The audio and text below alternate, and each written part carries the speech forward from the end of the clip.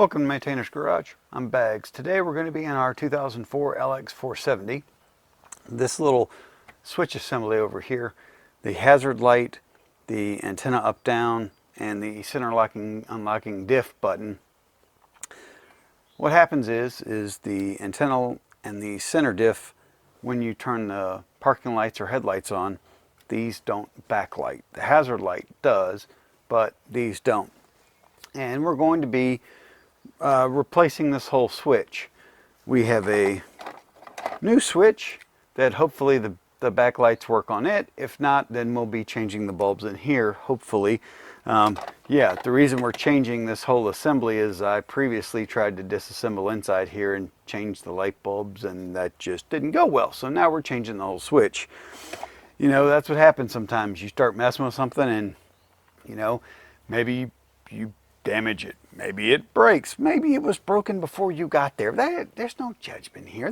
We're not talking about why or what happened. It just happens.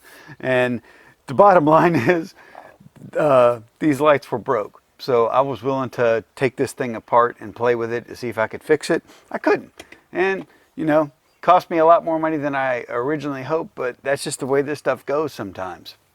You know, all you can do is say, hey, I'm going to attempt to fix this. You do the best you can, and sometimes the best you can means you F it up, and it means it's no longer repairable, and you got to buy a new part. Well, that's where I was. That's how it ended up happening, so it is what it is.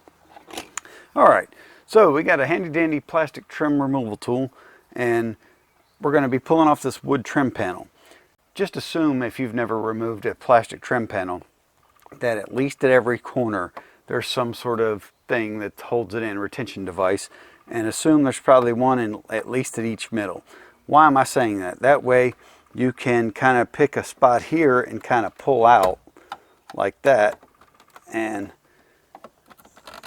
that way without damaging anything. And the same on the side here. Just assume that there's one there and there, so there might be one in the middle. So if you can get a little below that, and it'll just start coming out, and just be gentle. And if it won't, then you get your, come on, you son of a, there we go. And there is a cord with a plug there and a cord with a plug there. Hopefully those two are coming out on the camera. You just, if you look, there's a locking tab on the very back. You push it in with your thumb, pull that out, push this one in with your thumb, and pull that out. And then this assembly comes out. And mine will look a little different than yours because I changed out my head unit, and it's only been like 3 years and I haven't filled in this plastic piece. But, you know, I can't do everything in a weekend. But anyway, so now we have this out. You can see here that this is the one, and this should be, this is the, there's the switch, there's the back of it. This should be zip tied to there, but you know, I effed it all up, so I didn't put the zip tie back. There's one little fastener right there. You remove that and you push up, and this will slide out. We'll adjust the camera a little bit and show you that a little better.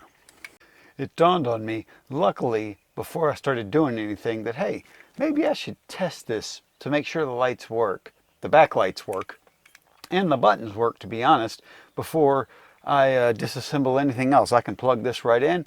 You always want to test your new used part to make sure it works, if possible. You know, you can't test an alternator without fully assembling it. But if it's an electrical connector, you can just hook up and check, do that. That's what we're going to do now. Plug it in, and we'll turn this on. We'll just press the hazard button. They light up. Let's see if the lights work. They do. It might be super hard for you to see that, but because it is super bright outside, but they absolutely, the backlight absolutely works on all of them. So that's good. And we'll go ahead and start the car. And we'll run the antenna up and down. All right, now the car started. We have no error message lights for the center diff, so that's probably working. The antenna goes down, the antenna goes up. We press our center diff lock, we get our indication here and our VSC off. We undepress it, those lights go off. So this works perfectly. So we can absolutely install this switch into that panel now.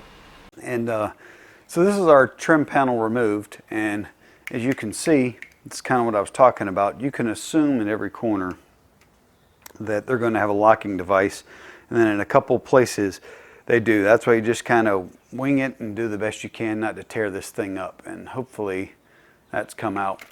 So this is the switch we need to remove. There is one small Phillips head screw right there, and if you look inside of here that way, yeah, there's a couple locking tabs up here at the top. So after you pull this screw out, it slides out from the bottom. The hazard switch is the top, the center locking diff is the bottom. So when you reverse this, those locking little pins are at the top where the hazard switch is. The screw is at the bottom below the center diff switch. So when you remove that screw, you can just kind of take this and pull it out like that. There is a couple of little locking tabs in here, if you see, just on to the left and just down, and that's what you kind of have to get a flathead screwdriver in and just kind of push and get it to release out. The reason I know all of this is when I took the switch out and disassembled the guts of it to try to replace those light bulbs, I had to figure that out. That's how I know about this now.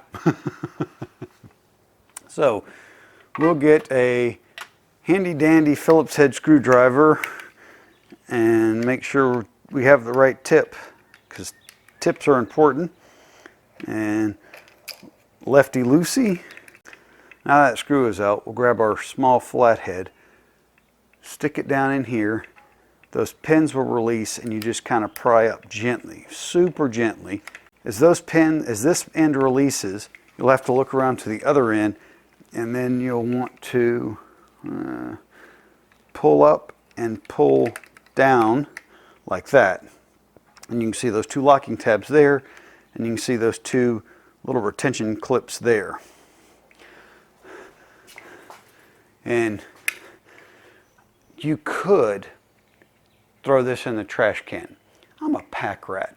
Why am I a pack rat? That's too long for this video. But I'm going to hold on to this because I'm an idiot and I like to be a pack rat. So now we're ready to install the new switch. The company that I bought this from was nice enough to give me the screws, so we want to take that out before we start. And like I said, I disassembled the guts of this to try to make a video on how to do those lights. I failed miserably, so I will say this. Those light assemblies inside are not very hard to change. The problem is you're dealing with, in my case, very old plastic, and the circuit card itself is not bad, but the plastic assembly that held one of the light bulbs in just blew up and it was just bad. All right, now we got that screw out. This is the top of our trim panel, so this goes in like that, but you've got those two locking tabs. So you stick those two locking tabs in first, like this. Once they get in, then that bottom one, you kind of just press in and it locks right in, and you put that screw in right there. Yeah, not a hard job, just more expensive. I was really hoping I could replace those bulbs, and maybe you can.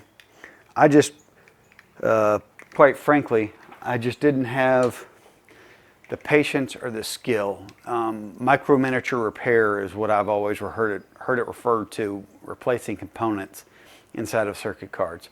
I'm just not that good at it. I'm just good enough at it, I can do some of them. These were just really hard, and the little plastic assembly that held these two light bulbs in, there's two different assemblies, broke, and then I tried to solder new light bulbs in, and it just did not go well at all. So that's why there's no video on that. All right, so our switch is in, our screw is in. we're done. We've already checked it out, so we know it works. So I'm comfortable putting this all back together, putting these two plugs back in, snapping this in, and then doing a functional check that way, because we'll move everything back around and do that now. Okay, so it's time to install our panel back. Everything's in.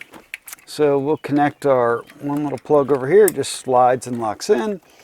Connect our one little plug over here, slide it in, locks in. And then these just push right in. Just make sure you line it up before you give it the old oomph. And then just push in the center and come back around. Now we're in there. Now we can functional test it. Our passenger airbag is letting us know, our seatbelt airbag light. And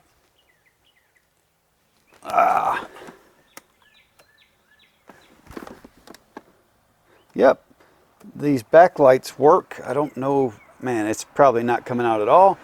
That's not working at all. And we'll turn our stereo back on. Hazard lights work. Center diff switch works. Antenna goes down, antenna goes up. We're in there like swimwear. And that's how, if you're like me and you try to replace your light bulbs inside of a switch and you destroy it, you change this hazard antenna center diff lock switch. And if you're lucky like I was and you get one that has working backlights, then you're done. It's a simple job, not too hard at all. Thanks for watching Maintainer's Garage. Have a great day.